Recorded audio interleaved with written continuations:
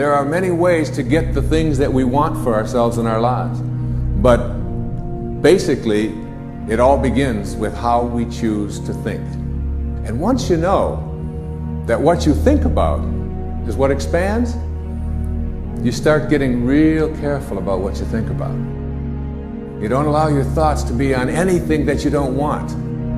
Change your whole approach of how you see life, and it will help you to get to that next level. It'll help you to get unstuck. Wherever there is investment, there's frustration, because investment creates expectation. Anytime you invest, you have expectation.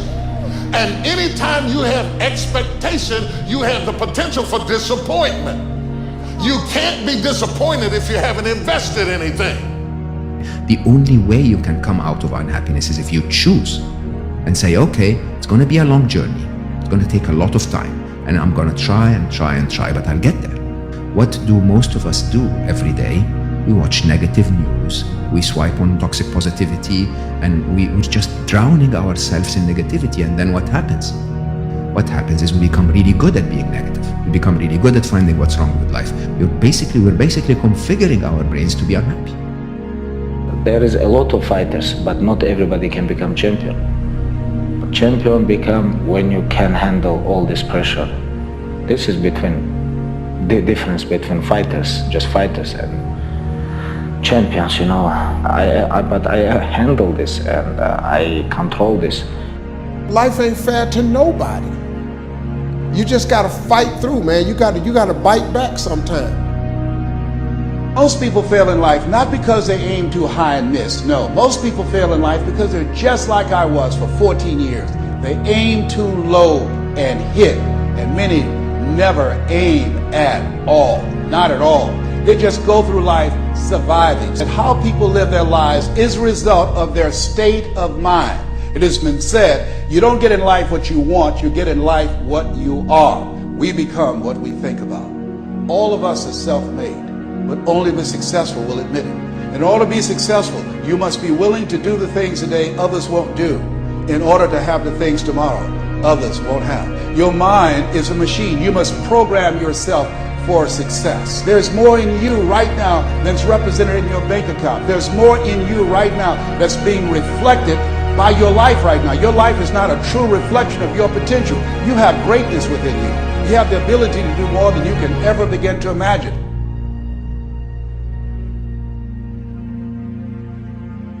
In the absence of purpose, we will start digging holes in our life.